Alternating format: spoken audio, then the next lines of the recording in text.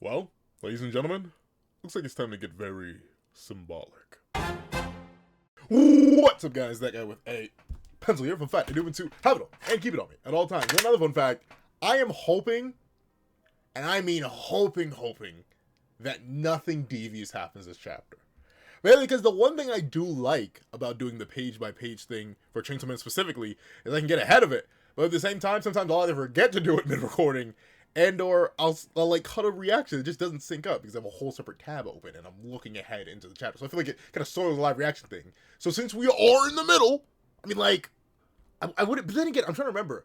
In all of Fujimoto's major like big bad battles, the freakiness usually takes a back seat, and we are with Kid right now, and Asa, who is seemingly still the same age, I'm guessing. So I'm a gamble. If I have to editing me. I'll put you on speed dial, dog. You better be ready to wake up. But hopefully here in chapter 216, Yearning, your boy is safe just to react normally. Fujimoto, please. But with that being the case, let's not waste more time. Let's hop right into chapter 216, Yearning. Oh, but I do want to comment on what people were pointing out. We don't really know what this is, but a lot of people point out it may be like the vague inner realm, right? Like, or I've heard two things. Like, either it's a shared dream between the two, or it's like the inner realms both go to when their other fully takes over, right? Notably, before this, we saw Asa manifest in like a ghost-like form, essentially the same form that Yoru takes whenever Asa's in control. So this seems to be, just a recurring thing where maybe her soul is being banished just because of how powerful Yoru has become. I don't know if that's how that works, but like, maybe that's how that's functioning. Like, the reason she's here in the way that she is now is because Yoru's literally so powerful that she literally can't even exist or like coexist in that like weird pseudo astral plane anymore. So she's forced into the subconscious realm or dream or whatever. And that's the same case where Denji is. Notably, the only exception, as I pointed out, I think it was last review. I think I pointed out the idea that realistically, Denji shouldn't be a kid again right now because like, well, last time he won Pochita, he wasn't a kid. He was like still sentient. But a lot of people point out that technically that was like a super weird freaky deek exception to Chainsaw Man coming out. And like the interference of Aging's abilities made that whole interaction just weird. Because, Aging banished Denji to their realm. Meanwhile, Pochita was actually still stuck in the real world. So like that was like a weird forceful separation. This just seems to be a natural, entirely autonomous transformation. So Denji being here does make sense. Him being Kid again also does make sense. I'm very intrigued, though, once again, what kind of impacts this interaction is going to have on the real world, considering we have our two, I guess, like, it feels weird calling them our two strongest. Like, obviously, I'm assuming Lil D is still technically the strongest if they actually use their powers, but clearly they aren't going to use their powers. And I still am wondering, what are they going to do? Like, if this really is it, right? Like, this kind of, I mean, I'm not saying that a final battle with Lil D somehow still being the final villain will be underwhelming, but just with how little time we've gotten with Little D and just how they've been set up as an antagonist, and I do put this in quotation marks, antagonist, I'm not even sure how you follow this up. It's our titular character fighting war itself. Like, I have no idea how this is going to be surpassed. So, let's not waste more time. Let's hop right into chapter 216, Yearning. Huh? Jason what? Oh, that's the other thing. No one, I'm glad I wasn't alone though. I looked through the comments on Viz, and I looked through the comments in my own video, and no one knew what Asa was chasing. Like, I saw a lot of people were like me, like maybe it is the light, maybe it's some sort of memory. Like, we don't know, because this alleyway that we've seen Denji in, I think we've seen Asa before. I saw people mention that we had seen Asa in this place before. It's like just metaphor galore, right? Like, how much of it is literal, how much of it is metaphor, we don't know. But I don't think it ended up being the light. Yeah, because they run right through the light. So they're looking for something at the end of this alleyway. So let's see. Possibly freedom? Delta room? Let's see. Chasing what? Ah! Oh, darn. She's just straight dipping on that poor. I mean, gotta do what you gotta do, I guess. She's chasing something. Hey! Interesting that Denny's able to keep up. Very strong for a little kid. But then again, once again, this realm is like 99.9% metaphor. So how literal the actual chasing going on here is completely unknown. Also, Asa just isn't that, like, physically capable. Let's see. Oh. Speaking of literally metaphor. That's Clucky, right? Or I think the thing's name was Clucky. It was the Chicken D. All the way back from the start of part 2 that I believe Asa was responsible for the loss of, and like there was guilt over that. Why? It is so late. I literally you were done. I'm not stopping. I'm already fine. I'm not stopping the recording. Please stop. Okay, I'm just gonna see if I can mute it as much as I can. Editing me. Wake up. Not for censoring anything, but I'm gonna have you like attempt to cut out that noise. Now I'm gonna get extra real close and personal with the mic because, gosh darn it, man, like it is actually like dark outside. So I'm actually shot there. Okay, you stop it, please, please. Now's not the time to be doing that mess. You had all day. You had all day, and I didn't have all day to record. I was at work. But let's see. But oh, back to this. Maybe this metaphor, maybe this alleyway is a metaphor for guilt, because I remember she did feel extremely guilty about that, like taking that thing away, because a lot of people actually liked it, and then that sort of like fed into her whole outcast thing. You remember Yuko? Man, that was a while ago. Let's see. Oh, that's right. I kind of like what? Okay, so Yoru got. Let's see, one. I mean, I guess technically, what did I say at the end of last chapter? She got like 4-piece? It's crazy how I don't have to censor this. So I still can't get over that one point. Someone point out about like what pencil has to censor versus what pencil doesn't have to censor. This technically, this should legally be fine, I hope. But she kind of got like what 3-piece? Because head, torso. I mean, like legs can only get taken off in one swoop. Yeah, her arms didn't get sliced off. It was literally just top. Actually though, never mind. It is a 4-piece because her neck, then her lower torso, that's 2. Then, oh no, technically it is still a 3-piece. Still is a 3-piece. I think. Am I dumb? I think it's a 3-piece. Because this is 1 connecting point. This is 2 connecting point. That's 3 connecting point. But but Pochita's still standing. He still took damage, clearly. And someone point out, I didn't even realize this. Someone last week's comment section pointed out, those weren't even bangs. Those were just punches from Yoru. Like, she just swung when Pochita was able to do this much. So, it does seem that Yoru has some distinct power advantage, but her durability seemingly hasn't increased all too much. Or maybe Chainsaw Man's AP is just that high. Could very easily be the latter. But then again, like, am I thinking about it? During the Chainsaw Man universe isn't ever really implied to be super crazy high. Even, like, Primal Fears can take wild amounts of damage. The only, like, super bulky top tiers or, like, god tiers we've seen in the verse are, like, Darkness itself. Because that required, like, Makima to come in. But then again, no one really landed hits on Darkness either, because of Darkness is, like, Dominion and hacks and stuff like that. So, it's hard to tell, like, oh, and obviously Pochita himself, right? Like, Pochita's taking a whole bunch of hits and damage. But, still, outside of those two, bulk doesn't really seem to be a thing. So, despite Yoru's massive power growth, it's clear that Pochita can still harm her. But at the same time, if Yoru's still just punching away at Pochita, and actually doing numbers like this, that's not a good sign for a boy. But he isn't losing immediately. Let's see. Oh, okay. Oh, yeah, so the head comes back together right on top of the neck, and then it just reseals. So she has regen now. Okay. Huh. It doesn't even seem to be conditional regen like what Fami has. No, it's just straight up regen. Or not. Or what? That took about 4 or 5 human lives. But she was like, huh? Oh, well, no. We've seen him do it before, but for some reason, it's so weird seeing him casually, casually pull his own start. But yeah, that's how he heals. So I wonder if he's like, did he already consume blood? Did he consume Yoru's blood when he did this? Because I feel like he doesn't always need like external to regen as long as he has a stockpile. So maybe he's already fine. But interesting, he's yanking the starter to regen while Yoru seems to have independent regen. Let's see. I made a contract with. Oh, can I say that? I mean, like, y'all can read. I can. I made a contract with the governor of a state. In exchange for me not attacking said state, the citizens of that state will shoulder the burden of my deaths. Huh. Okay. So, that's interesting. I wonder why she didn't go bigger. Now, hold on. Now I need to Google something. Because unless I'm mistaken, despite California being like, what? I think it's like 10 Japan? Like, California's huge. In fact, I'm going to Google that too.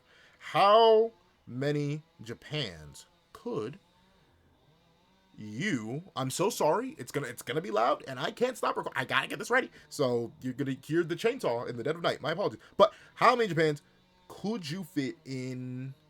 California, not California, not in the California, in California. Because obviously you know what I'm thinking of. I'm thinking of Makima's contract with the Prime Minister of Japan, and you could fit approximately. Oh, never mind. They're actually never. Okay, so actually they're comparable in size. Huh? I don't know why I thought. Yeah, well, no. Yeah, never mind. So actually, not that bigger. Not that bigger.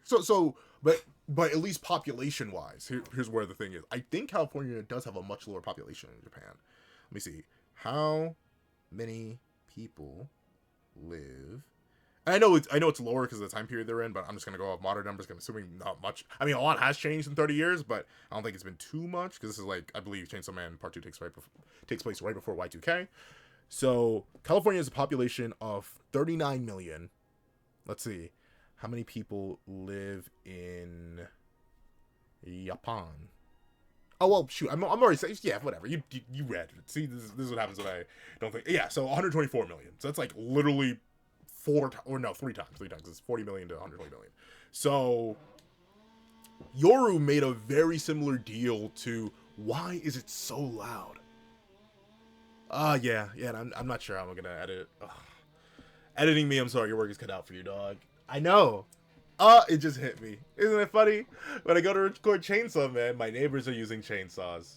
How hilarious. It's so hilarious. I'm extremely annoyed. I'm not gonna do anything about it. But with it being the case, as we're talking about already, Yoru made a conditional contract with the governor of California in comparison to Makima making a contract with the Prime Minister of Japan. So, she was able to threaten a state, but she wasn't able to threaten or coerce a whole nation. I think that is important, right? Because obviously, one of the biggest issues in dealing with Makima, right? Outside of the very specific conditions that were met by Denji in that one very specific interaction where he cut her down, the issue with anyone in a Makima versus battle, unless you completely rip her from her universe or just don't give her access to that ability of hers for her regen, like, you would have to slaughter, possibly vaporize. It really depends on what Makima's upper limits of regen are. Like, if you think you could vaporize Makima and that would get rid of her, like she can't come back from nothing, then it wouldn't really matter. But in terms of, like, your physical fighters, right? Say you throw Makima up against a character from Demon Slayer, for example, and give the Demon Slayer good enough speed and decent enough AP to actually harm Makima, they would have to slaughter her, like, 125 million times, whatever the population was during that period. But Yoru has a much lower version of that. Now, power-wise, do I think that makes Makima stronger than Yoru? At this point, with her just punching away Pochita, especially a Pochita who's been getting amped in comparison to the very super giga nerfed Pochita that we saw at the end of part 1, no. But I think it does speak to the testament of the influence that both of these beings still have, right? Or both of the beings had. Makima was able to get such a high-level contract because of her connections through public safety and her already existing link in Japan and literally her powers of control. I bet, like, she made the contract with the guy, but she was probably already controlling him up to that point. Meanwhile, Yoru was only able to coerce a single state in the big old place, in the big old country that California is in. So, that is an interesting testament to their levels of influence versus their raw levels of power. Because I would say Yoru definitely would clear Makima at this point.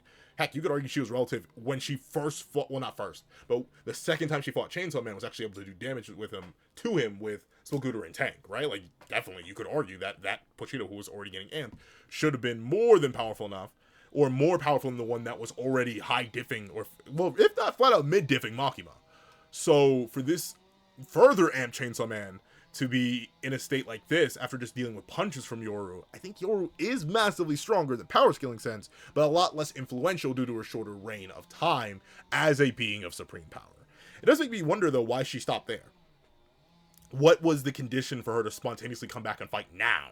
When considering she probably could have just taken as much time as she needed, right? But I suppose she wanted this fade as quickly as possible, considering, as she admitted, it's 1-1. And thank you to everyone for explaining why Yoru reviews it that way. Ultimately, first fight was a loss because she lost a massive chunk of herself and was ganking, and ultimately Pochita did get away. Didn't realize that Pochita had never actually perished. He just came, I don't know how he did it. He may have went through one of the underworld's doors, but Pochita didn't actually perish and then come into the human world as, like, the natural life and death cycle of a D. No, the same Pochita we see that became Denji's heart is the same Pochita. He never died. I didn't realize that. Thank you for explaining that.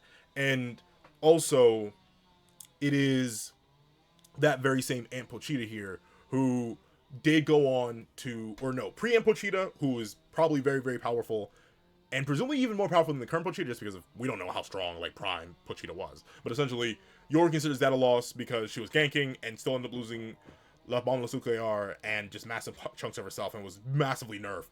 And then we have the rematch where Yoru gets a dub because she practically did win that fight. Even if many did admit, or many did mention, it was through a sneak. She didn't like fairly fight Chainsaw Man, but like, who cares about a fair fight? She technically did win that second one because Pochita did have to retreat and go ask for blood. And then obviously now they're 1-1. So this third rematch, maybe she was just fiending for it. She got the right conditions because I guess she just doesn't think that Pochita could slaughter her that many times. I mean, 32 million people is still a lot. I'm not sure what the population was back in like 1999, but still presumably pretty darn high in multiple millions. Let's see. California. Oh, is that even higher than the number I got? Hold on. Oh, okay, so it's actually too much. So yeah, not too much growth. I mean, 7 million people is still a lot of growth, but California has a population of 32 million. How many more times are you going to kill me, Chainsaw Man? I mean, like, probably as many times. Like, it really is hard to tell how much Pochita would care about that. And like, notably, oh, it just hit me. I did not notice. So was this poor random? Why? What? It is way too late to be doing this nonsense. It's literally pitch black, dark outside. Why? I still need to record free run after this. It's just gonna be in the background. It's gonna bother me so much. I can't turn. I'll turn the mic even further away. Hopefully, but like I literally see it. I see it on OBS. I see. In fact, let me stop. It's not as bad. So hopefully it won't sound too. It's only bothering me because my ear is directly pointed at it, so I can hear it clearly. I hope they just stop before I start recording free run, because I can make the joke about Chainsaw Man being used during Chainsaw being used during Chainsaw Man. I cannot make the same joke during free run. But let's see. How many more times are you going to slaughter me, Chainsaw Man? But okay, so one random old man perishes, and no one even notices. But I do wonder what would Pochita do, right? Like, because I don't think Pochita ever did find out about Makima's, like, contract. But now that he knows yours, will that make him hold back? Or will he be like, womp womp, don't really care. If it's you or me, it's gonna be you. Let's see. Oh, okay. So, very interesting, though. You can see clearly, but in this, speaking of Makima, right, I was talking about, like, the contract and how Yoru playing off of that shows her raw power, but not her lack of influence. But in this case, it is very interesting that Yoru, like Makima, is not just instantly weaponing Chainsaw Man. Could she? Probably, maybe. But I like to think, as the whole contract with Kali is the parallel to the contract made with Japan, I'd like to imagine that this moment here, or not even just this moment here, but very specifically the entire context of the battle, Yoru's powers being enough that she can reach seemingly directly into what looks like the underworld portals and just yank out another D and summon it to her, shows her dominion over other Ds, her ability to weaponize from a range, right? But in this case, it does not. It plays off the idea that just like Makima couldn't immediately just control Pochita in part 1, Yoru cannot immediately just control Pochita. But then again, maybe she could, but it's like a pride thing where she wants to beat him first. Like, it could be a mix of both, but regardless, I think, once again, that's an interesting parallel, just like the contract thing. Interesting. The accident D. I suppose it would be, I mean, it's funny, though. It really depends on how like, notably, it's clearly being portrayed here with, like, cars and railways and stuff like that.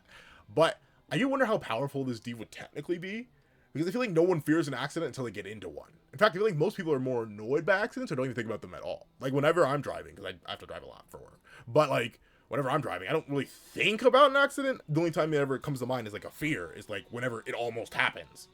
Or when it does happen. I've been rear-ended before. So, like, that's the only time, my neck up a little bit. But, like, that's the only time where the fear of something like that would kick in. But let's see how powerful it is.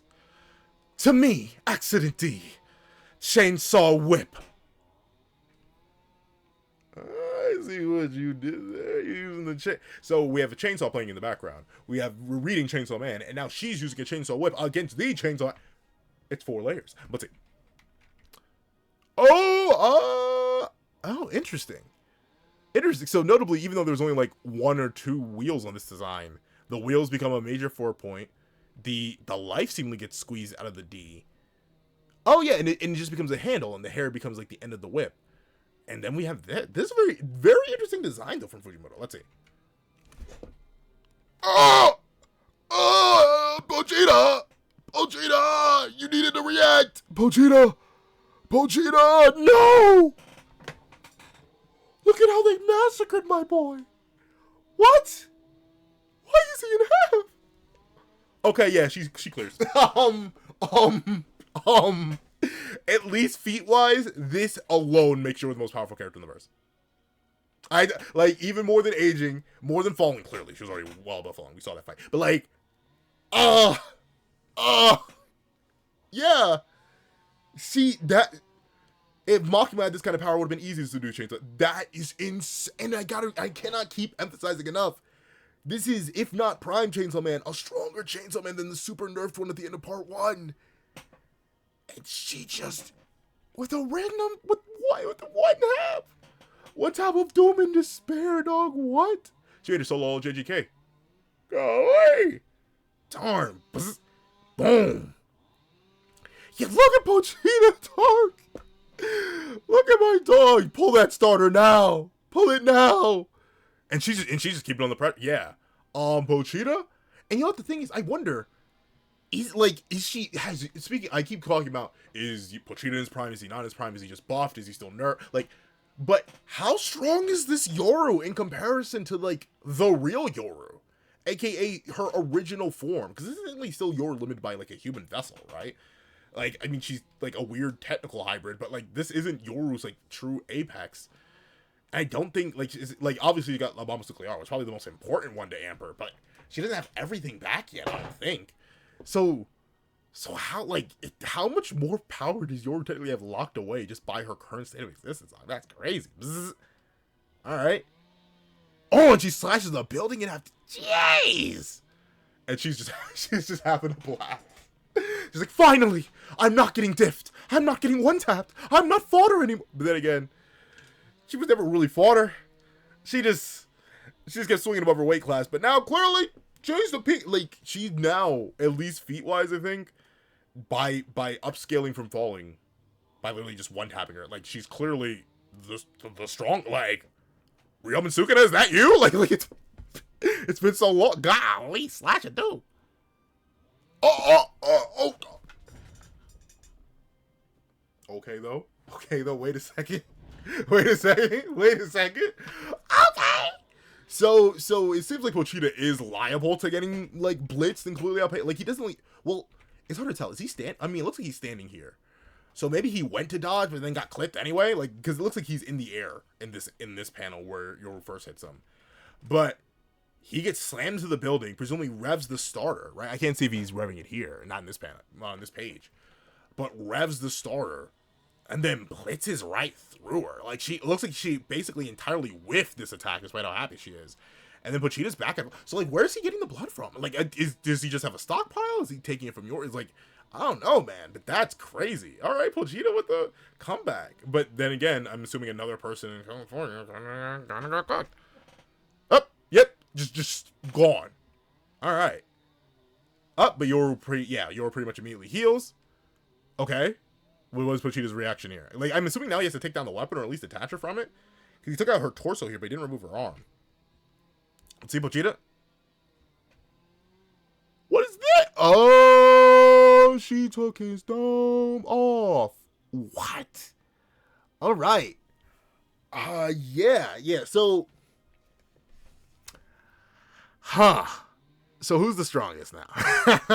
Who's it? Like, obviously, we still have full potential Lil D up top, right? Like that seems to be the case. Like, at least from how her powers have been defined, as loosely as they've been defined, Lil D, if they actually use their strength while causing the prophecy and slaughtering everybody, that's the thing. They just one-shot everybody, including presumably Yoru. Like, Yoru doesn't say, oh, I just oh no, but even it looks like Yoru loses her head again here in this interaction. I didn't notice that. I thought her neck was still connected. Nope, her dome did get lopped right off. But so did Pochita's. Interesting, this isn't a spread. This just looks like a single page. But in this moment, it's clear, like, I think at least in terms of raw stats, I think, like, I mean, I guess they kind of have to be relative. Just based on the but then again, Pochita's using slashing. And now that Yoru's using slashing, she's also able to tear right through him. Like, I think currently, at least feat-wise, in case of like actual combatants who have control over their abilities, I think Yoru currently is not just the strongest of right now, but possibly this flat out the strongest combatant we ever seen. Like the only other argument one is like Darkness, considering they're another primal and like we just never saw the upper limits of Darkness. But even then, Makima was able to actually do something in Darkness, right? Like if I remember correctly, Makima was able to point at Darkness and suddenly they burst out bleeding, and we know Makima just is incomparable to this Yoru based on that like. Sorry, I'm going deep into power scaling brain here, but like based on Makima's interactions and beliefs about Pochita and her actual fight with him while he was giga nerfed, it seems like she just does not compare. So if Darkness and Makima could have gone band for band at all, if they were at all relative, Yoru, who's clearly at least capable of either blitzing, or regardless whether you think it's a blitz or not, she's able to severely damage Chainsaw Man. Meanwhile, Makima could not do the same. I think Yoru just flat out is the strongest combatant we've seen. And Pochita's like right up there. Like I guess maybe in a way they're kind of dead even. Because both are able to one-shot each other, right? And both have ways to immediately come back. Though I still don't know how Pochita's coming back. Is it just like his personal revving? Like this is actually kind of insane. And to think that I still believe, like these two probably aren't in their primes. They probably still aren't at full. Oh, whoops. Fujimoto. Under most circumstances, I wouldn't have noticed, but since I've been staring at this page a little bit too long, forgot to draw your scar there. Let me see if you forgot to draw it anywhere else. Nope, it's drawn there. Nope, it's drawn there. In fact, are her eyes normal? No, her eyes are done, but not the scar. Yeah, the scar is not there. But, regardless, genuinely insane. We're just witnessing the two power ceilings of the verse go band for band. So, Pochita and Yoru versus JJK when? Versus Demon Slayer 1? Let me know. But with it being the case, darn. I'll go back with these two. Alright, so Denji's chasing Pochita, or just not Pochita. Denji's chasing Asa, and Asa's chasing somebody. So, interesting. We opened up with Clucky, but this is clearly not Clucky. But, wait! Hey! Wait! Oh, that's right. Okay. But, oh, you know what? Now it's all in the synapses, yo. I feel them in my dome piece. They're firing slowly but surely. They ain't firing fast, but they're firing. And let me whip out the pan real quick and start cooking. This dream. Let me see. Is this the last page? Mom. Oh, I completely forget. Like, yo, as a person who is just a. Now, admittedly, I'm the male version of my mother, which is hilarious because she's the female version of her father. But I don't look like my grandfather at all. Well, I look like him in vague senses, but I much more do look like the female version or the male version of my mom, which is hilarious, like I said, because of the lineal skip there. Like, I don't know why I don't look like my grandfather that much. I look, unironically, despite my mom being the female version of my grandfather, if anything, I look more like my mom's mother, despite looking like my mother. I don't know, it's a weird thing. But all that being the case, I forgot that these two just like she legit stole her face. And I get it, character design, they're like how differently are you supposed to design parents from their children? But now that we're here, now that the brain is blasting out, the synapses are firing, I remember, or at least I know, this whole alleyway, this whole metaphor, this dream realm, whatever you want to call it, it's all a metaphor for guilt and hitting guilt. And that's what Kiji is all about, right? Every time we see Kiji, it's due to deep feelings of grief and guilt, whether they are locked away, whether they're being suppressed, one way or another repressed, anything like that. And even, obviously, every other time, except for the rare occasion when Aging was in the plot, every single time Pochita himself came out, it was due to, Denji's guilt.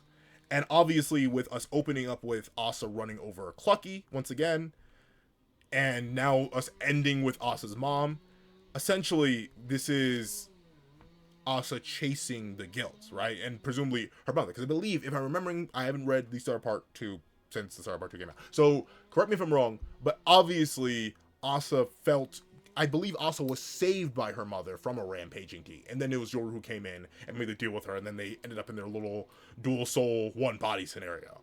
So, with that being the case, this whole metaphor, now that they are both in these positions where their other selves have taken over their physical forms completely, now both Kiji and Asa are in a world of dreams and guilt. I'm assuming the only way for them to get out of this is to not necessarily like deny their guilt, or like deny the sadness that they feel or the guilt they feel because of that. In a many ways, just like Chainsaw Man has kind of always been, it's a story about acceptance, right? So I'm assuming Asa and Denji will have to work together to accept what they've lost, accept the damage they've done, and move forward from it in a healthy manner, presumably with each other. Now, what result will that have on the battle in the real world is really unknown. Obviously, I don't think it would be a good idea for Denji to take over Pochita and come back to his senses right now, because presumably Denji would get viciously dipped in one shot. And at the same time, same thing for Asa. I think they would have to come back and control their physical forms at the exact same time in order to like make sure that chaos and disorder and everything doesn't immediately break out and one of them doesn't accidentally boom the other. So that's an interesting position we're in, because obviously we still have this big bad crazy fight between the two strongest in the verse right now, and possibly not right now, but the strongest in the verse of all time, outside of Lil D, obviously at full potential. But there's the conditions of this character development being needed for both of them, but that character development coming at the cost of them possibly destroying the other. And like, personally, I don't see Chainsaw Man as crazy as Fujimoto is. I don't see Chainsaw Man as a story where our main characters, either of them, are going to perish, whether it be our titular or our female lead. I just don't see that happening. So I'm very interested to see how Fujimoto tackles the accepting of guilt and like what it means to accept guilt and what you should do with that absence you feel. So overall, let me hit it for the what's a W chapter. Fantastic for power scaling. Fantastic artwork by Fujimoto. The only thing and feel free to correct your boy, because I know I'm dumb, I'm stupid, I need to reread all of Chainsaw Man. Can someone explain to me why Pochita's able to come back so easily without no external source of blood? Does he just have a stockpile already? Like, I just don't get it. Is he drinking Yoru's and yours is like extra opponent, so he gets a couple drops, but he's still good? Like, I don't get that. I get everything else about the chapter. I just do not get how Pochita's able to come back. Like, I get it. He's pulling a starter. But I feel like that didn't automatically fix everything before. He would need an external source. But now he's kind of just chilling. But maybe this is part of his Giga Amp. Maybe like he got in. Like, if you think that Pochita is like the Erasure D, maybe because La Bomba Nuclear got reintroduced, the fear of erasure, whether it be like the erasure of a people, the erasure of oneself, maybe that got a massive buff, and that's allowed him like a better healing fact. I don't know. But regardless, a W chapter. If you made all the way to the end of this video, please leave. Turn the chainsaw off. It's literally just a reference to my name. I'm literally about to record for you, and I know it's gonna be in the background still, so that's gonna make my toes wrinkle. But regardless, turn the chainsaw off in the comment section down below. If the thing is worth watching, please leave a like, share, comment, and subscribe. Make sure the notifications so you don't miss out on any music on the channel. Also, we have a page down below. You support me for as low as $1 month. These exclusive videos, early content, and more. Instead of becoming a member of the channel for as low as $3 a month to get the same perks and more. Those perks include the live reactions to every series I have to review, add variations of all my videos, and you become a $20 patron and $20 member. You can order whatever video you want. Also, a link to my Ko-Fi and below. You can drop 5 minutes for a short video, $2 means on video, or any means at all. Any support is always greatly appreciated. Now, I'd like to thank you so much for watching once again, and hope you guys have a wonderful day. This is That With a Pencil, writing off.